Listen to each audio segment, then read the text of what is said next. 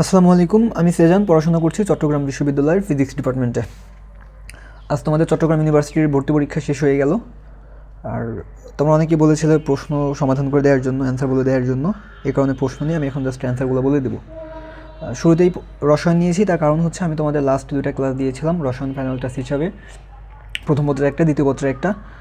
তো আল্লাহর রহমতে অনেক কোশ্চেনই হুবহু চলে আসছে, কিছু টাইপও আসছে। আর তোমরা অনেক ভালো পজিটিভ রিভিউ দিয়েছো আমার ইনবক্সে, দেখে ভালো লাগলো, তোমাদের সবাইকে ধন্যবাদ।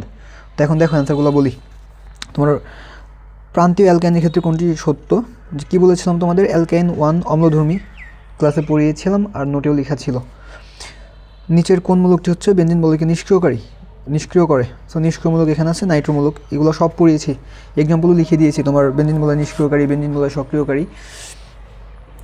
এরপর কি বলা হয়েছে তোমার, অনাদ্য অ্যালুমিনিয়াম ক্লোরাইড এর উপস্থিতিতে বেনজিন এবং এন প্রোপাইল ক্লোরাইড এর বিক্রিয়ায় উৎপন্ন হয় কি। তো এখানে হবে হচ্ছে আমাদের আইসোপ্রোপাইল বেনজিন। 4 নম্বর কোশ্চেন, এন বিউটাইল বেনজিনকে পটাশিয়াম পারম্যাঙ্গানেট এর সহিত উত্তপ্ত করলে কি উৎপন্ন হয়। বেনজোইক অ্যাসিড তৈরি হবে অবশ্যই। এরপর বলা হয়েছে তোমার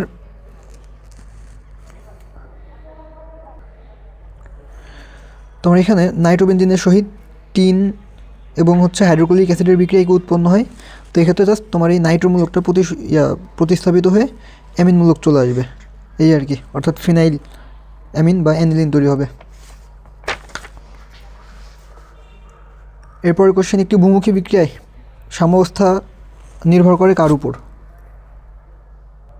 দেখো এটার অ্যান্সার হচ্ছে তোমার সবগুলাই হবে, কারণ আমাদের লাশালিয়ার নীতি যদি আমরা বলি তাহলে হচ্ছে তাপ, চাপ, ঘনমাত্রা সবগুলাই আছে এখানে। তারপর একটি দ্রবণের হাইড্রোজেন আয়নের ঘনমাত্রা দেওয়া আছে, পিএইচ কত, সরাসরি ক্যালকুলেটর চাপ দিয়ে পিএইচ সমান হচ্ছে -log H+ আয়ন। সো এটা ক্যালকুলেটর করলে অ্যান্সার চলে আসবে 4.74। একটি বাফার দ্রবণে অল্প পরিমাণ শক্তিশালী অ্যাসিড বা ক্ষার যুক্ত করলে পিএইচ কী হবে। পিএইচ অপরিবর্তিত থাকবে, এগুলো কিন্তু নোটে লেখা ছিল বা ক্লাসেও বলেছি। পিভি ইকুয়াল টু এনআরটি, আদর্শ গ্যাস সমীকরণ হুবহু আসছে। কেপি সমান কেসি, এগুলোও কি বলেছি না, যে তোমার যখন এই KP equal to KC into RT del n ছিল কি, উৎপাদের মূল সংখ্যা মাইনাস বিক্রিয়কের মূল সংখ্যা।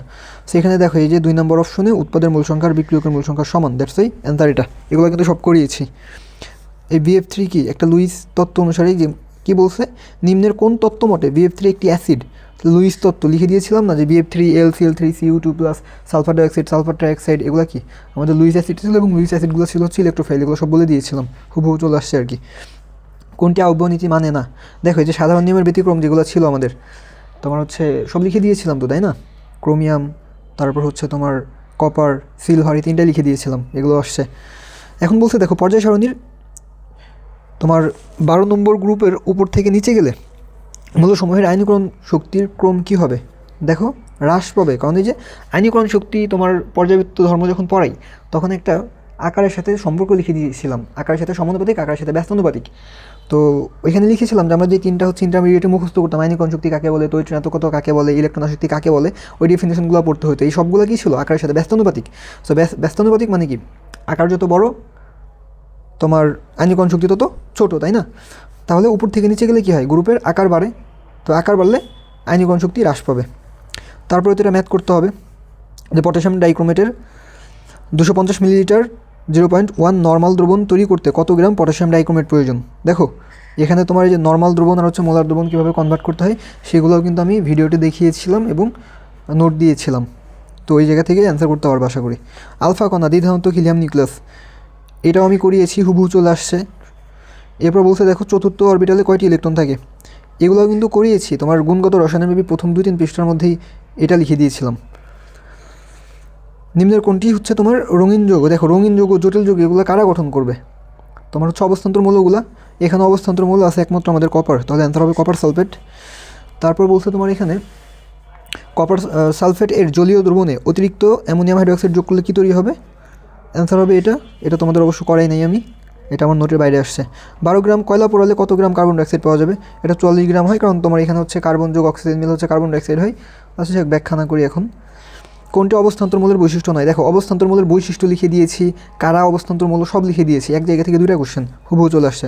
তো অবস্থান্তর মূল রঙিন যৌগ গঠন করে, জটিল যৌগ গঠন করে, পরিবর্তনশীল জারণ মান প্রদর্শন করে, তারপর হচ্ছে এরা ডি ব্লক মৌল।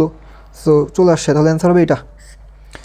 sp3 অরবিটালের আকৃতি কী? দেখো এটা তো তোমার পর্যাবৃত্ত ধর্মে পড়িয়েছি, আবার গতদিন যে তোমার কী বলে সেকেন্ড পেপারের ভিডিও আপলোড করলাম ওইখানেও ওই সেম পেজটাই পড়িয়ে দিয়েছিলাম, যে বলছিলাম এগুলো থেকে আসবে সেটা চতুস্থলকীয় বা টেট্রাহেড্রাল। যদিও এখানে ইংলিশ টার্মটা লিখেছিলাম না, শুধু চতুস্থলকীয় লিখে দিয়েছিলাম।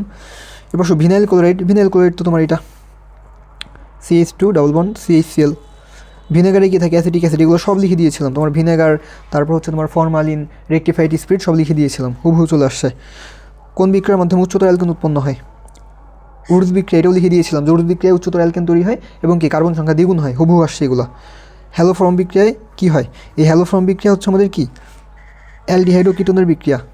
তো এখন কথা হচ্ছে দেখো, কেমিস্ট্রি তো আল্লাহর রহমতে যেমন বলেছিলাম তেমনই আল্লাহর রহমতে অনেকগুলো কোশ্চেন চলে আসছে।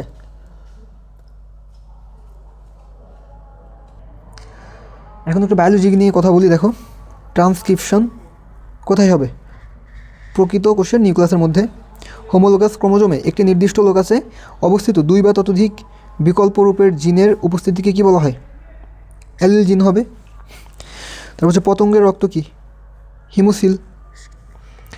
আদি কোষে কোন ধরনের রাইবোজোম পাওয়া যায়? 70S। যদিও আমি আসলে জীববিজ্ঞানের সব নোটও তোমাদের দেওয়া হয়নি, বা জীববিজ্ঞান আমি ক্লাসও নিই নাই, জাস্ট কয়েকটা PDF ছিল সেগুলোই পড়তে বলছিলাম। তারপর দেখো যকৃত সিরোসিসের জন্য কোন ভাইরাস দায়ী? Hepatitis C।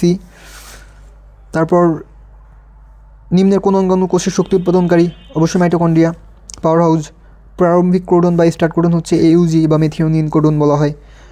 তারপর হচ্ছে সিনাপসিস কোন ফেজে ঘটে? খেয়াল করো, আমি আজকে সকালে গ্রুপে যেই কিছু লেখা পাঠিয়েছিলাম জাস্ট এই চ্যাপ্টারের উপর কোষ বিভাজনের, ওইখানে লাস্টে লিখেছিলাম এই লাইনটাই লেখা ছিল, যে প্রথমে লাস্টের আগের লাইন লিখে দিয়েছিলাম হচ্ছে তোমার টেট্রাড কাজমা কচিং ওভার, এটা হচ্ছে আমাদের প্যাকাইটিন, আর তারপর হচ্ছে তোমার সিনাপসিস বাইভ্যালেন্ট জাইগোটিন। সো এটাই দেখো চলে আসছে। সো আসলে ইম্পর্টেন্ট টপিক আসলে থাকে এবং এগুলো থেকে প্রত্যেক ভার্সিটি কোশ্চেন করে।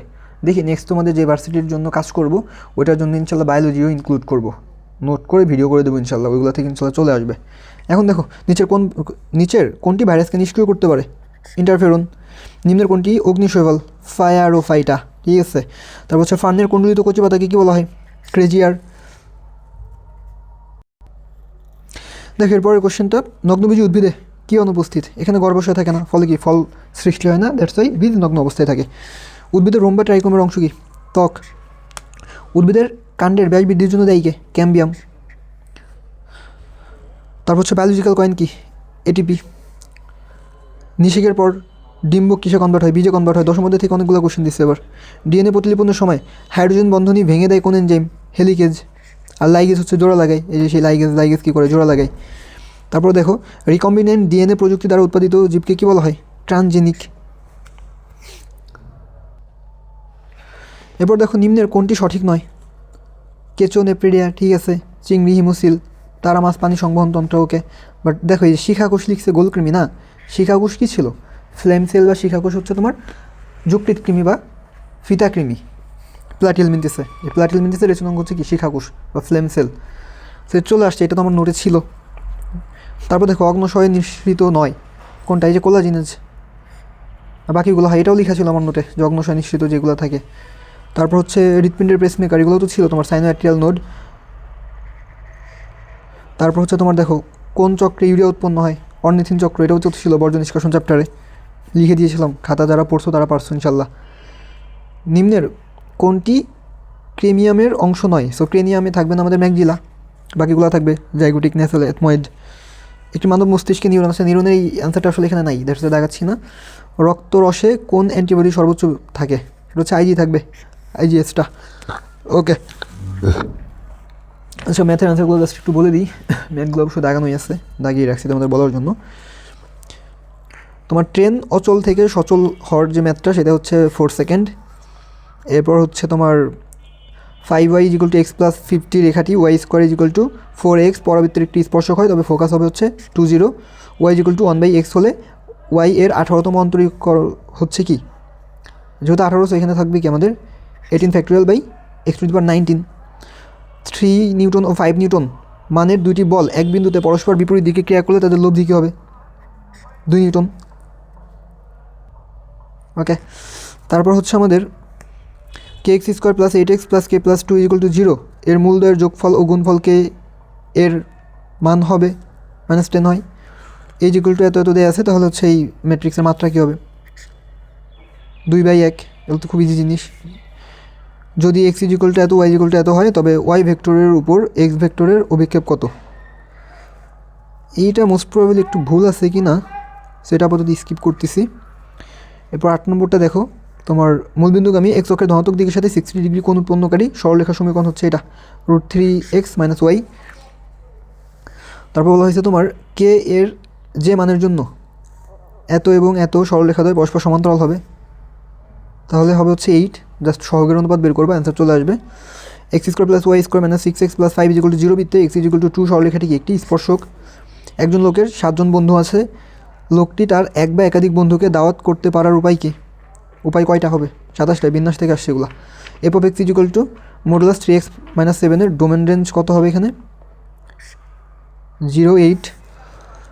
এরপর তোমার sine a/1 + cos a/cos a + sin, এটার অ্যান্সার কি আমাদের? cosec a। ddx of এত, এটার অ্যান্সার হচ্ছে -2। Limit n tends to infinite cos 2x - cos 3x / x² কী হবে? এটা হচ্ছে 5/2 অ্যান্সার। যদি এ ও বি দুটি ঘটনা এত এত হয়, তাহলে এটার অ্যান্সার হচ্ছে তোমার 0.3। দেন এই যে ম্যাথটা, এটার অ্যান্সার হচ্ছে তোমার e⁻ex + c। তারপর হচ্ছে তোমার -1 + -√3⁴ -1 -√3⁴, এটার ভ্যালু হচ্ছে তোমার -16। তারপর 3x² - 1/x⁴ এর বিস্তৃতিতে কততম পদ x⁻10 পাওয়া যাবে? সেটা হচ্ছে 7তম পদ হবে। px² - 4x + 3 = 0 সমীকরণে p এর মান কত হলে মূল দুটি জটিল হবে? যখন p > 4/3 হবে তখন হবে জটিল। সো এরপর দেখো ফিজিক্স। একটি টানাতারের তোমার টান 4 গুণ বাড়ালে কম্পাঙ্ক কত গুণ হবে? 2 গুণ হবে, কারণ এটা হচ্ছে বর্গমূলের সমানুপাতিক ছিল। তারপর হচ্ছে যেসব তরল কাজকে ভেজায় না সেটা কি 90 ডিগ্রির বড়, অর্থাৎ কি স্থূলকোণ হতে হবে। অপবর্তন ব্যাখ্যা করার জন্য প্রয়োজন কি? হাইগেনের তরঙ্গ তত্ত্ব। একটি তরঙ্গের দুটি বিন্দুর মধ্যে পথ পার্থক্য λ/8 হলে দশা পার্থক্য কত? π/4। যে দশা পার্থক্য = 2π/λ, কিন্তু পথ পার্থক্য এগুলো সবই ছিল আমার নোটে দেয়া। ত্রিপারমাণবিক গ্যাসের ক্ষেত্রে গামা কত হবে? 1.33। এগুলো সবই লেখা ছিল, কিন্তু যারা নোট পড়ছো তারা পারছো। এরপর হচ্ছে ভেক্টরদ্বয় পরস্পর সমান্তরাল, খুবই ইজি কোশ্চেন, জাস্ট সহগের অনুপাত বের করে ফেলবে, অ্যান্সার হচ্ছে -2। বুলেট হচ্ছে এত প্রবেশ করার পর 75% বেগ হারালো, তাহলে আর কতটুকু যাবে? এটা অ্যান্সার হচ্ছে 2.67 মিলিমিটার। কেন্দ্রমুখী বল দ্বারা কৃত কাজ শূন্য, এগুলো সবই কিন্তু আমার নোটে ছিল। 30 মিটার উচ্চতা থেকে একটি বস্তুকে বিনা বাধায় পড়তে দিলে কোথায় গতিশক্তি বিভব শক্তি দ্বিগুণ হবে? এটা হচ্ছে ভূমি থেকে 10 মিটার উচ্চতায়। এই ফর্মুলাগুলো লেখা ছিল যে তোমার গতিশক্তি বিভব শক্তির n গুণ হলে তোমার x = হচ্ছে তোমার h/n+1, আর বিভব শক্তি গতিশক্তির n গুণ হলে x = কি n/n+1। সো যারা নোট পড়ছো তারা পারছো ইনশাআল্লাহ, আশা করি। এবার দেখো সরল সন্ধিত গতি সম্পন্ন একটি কণার গতির সমীকরণ এত পর্যায়কাল 30 সেকেন্ড এবং আদি সরণ 0.05 মিটার হলে কণাটির আদি দশা কত হবে? তো এটা হচ্ছে 0.0286। এটা তো ক্যালকুলেশন করলে হয়ে যায়।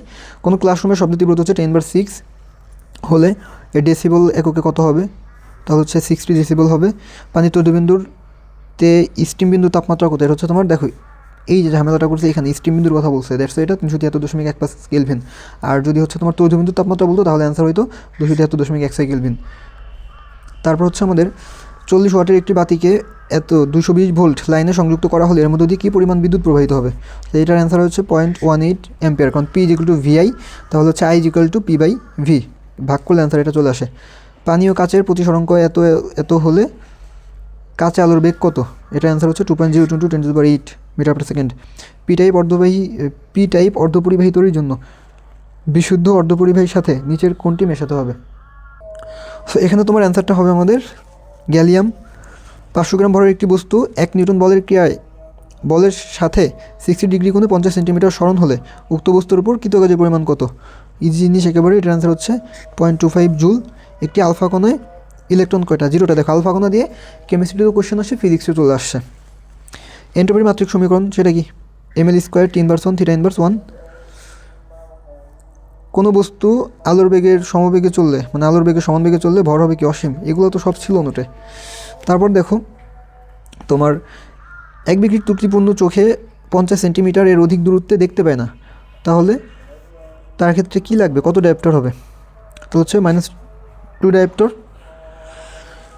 এরপর হচ্ছে আমাদের ইয়ংয়ের পরীক্ষায় দুটির দূরত্ব অর্ধেক ও চিট থেকে পর্দার দূরত্ব দ্বিগুণ করা হলে ডোরার প্রস্থ কত হবে? দেখো এটার অ্যান্সার হচ্ছে 4 গুণই হবে। তোমরা ইনবক্সে অনেকে বলছিলা যেটা 2 গুণ হবে, না এটা আসলে 2 গুণ না, এটা 4 গুণই হবে অ্যান্সার। এটা কীভাবে সেটাও বলে দিছি, আর এটা গ্রুপে তোমাদের পিডিএফও দিয়ে দিছি যে এটা কীভাবে করতে হয়েছে, কোত্থেকে আসছে সব দিয়ে রাখছি, ওইখানেও একটু দেখে নিও। সৌরশক্তি কোন পদ্ধতিতে উৎপন্ন হয়? দেখো সূর্যের মধ্যে আমাদের কী হয়, ফিউশন বলছিলাম, এটা কেমিস্ট্রি পড়ানোর সময় পড়িয়েছি যে সূর্য বড় শব্দ, দ্যাটস এখানে হচ্ছে ফিউশন, আর তাহলে অন্যটাই কী হবে আমাদের ফিশন, যে পারমাণবিক চুল্লিতে ফিশন, আর নক্ষত্র ছিল হচ্ছে সূর্য, এটা অনেক বড়, এই কারণে এটাই বড় শব্দ ছিল ফিউশন, এভাবে তোমাদের পড়িয়েছিলাম। তো চলে আসছে এই জিনিসগুলো। এরপর হচ্ছে একটি গতিশীল বস্তু সমীকরণ হচ্ছে 4t² + 10t, তাহলে 0.5 মিনিট পর এর বেগ কত হবে? 250 m/s1। ক্রিয়া ও প্রতিকার মধ্যবর্তী কোণ 180 ডিগ্রি, এগুলো সবই ছিল, খুবই ইজি জিনিস ছিল এগুলো। পৃথিবীর ভর ও ব্যাসার্ধ যথাক্রমে চাঁদ ও ভরের ব্যাসার্ধের 80 গুণ ও 4 গুণ। পৃথিবী পৃষ্ঠে একজন লোকের ওজন 810 নিউটন হলে চাঁদের ওজন কত হবে? 160 নিউটন। দেখো এগুলা তোমাদের আসলে যা বলেছিলাম যে চিন্তা করার কিছুই নেই, কোশ্চেন আহামরি কঠিন কিছু দিবে না। আর তোমাদের বারবার একটা কথা বলতাম যে চবিতে যদিও ক্যালকুলেটার ইউজ করতে দেয়, বাট ক্যালকুলেটার দিয়ে তুমি হচ্ছে ফিজিক্স বা কেমিস্ট্রির ম্যাথ সলভ করবা, ওই টাইপের ম্যাথ খুব কমই দেয়। সো এটাই হয়েছে। সো এক্সাম যা হওয়ার হয়েছে আলহামদুলিল্লাহ, রেজাল্ট দিতে 1 সপ্তাহ থেকে 10 দিন মতো টাইম নেবে, এর মধ্যে রেজাল্ট পেয়ে যাওয়া। তো এটার জন্য আর চিন্তা করিও না, আগামীকাল যাদের কৃষি এক্সাম, এটার জন্য প্রিপারেশন আর কি নেবা, যা পড়ছো ওই আর কি, একটু যা যা সম্ভব একটু রিভিশন দিয়ে যাও, আর কোনো কাজ নেই।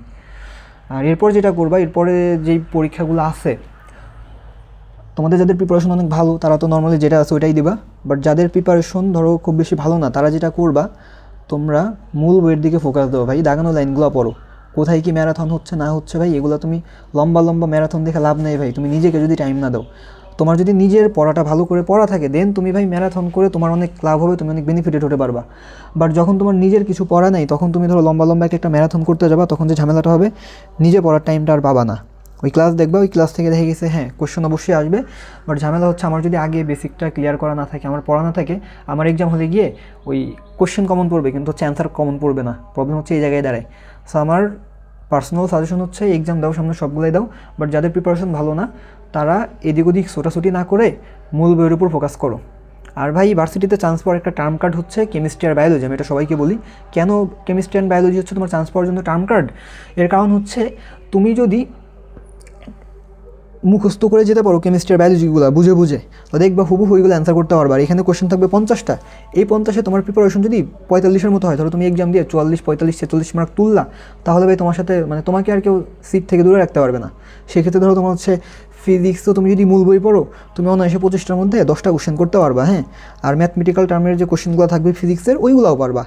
তো বাকি তুমি হচ্ছে ম্যাথ, ইংলিশ, বাংলা যেটাই দেখো না কেন, তুমি ভাই 10+ মার্কই তুলবা না। আর এরকম মার্ক তুলতে পারলে শুধু চান্স না, মানে খুব ভালোভাবে সিট হয়ে যায়।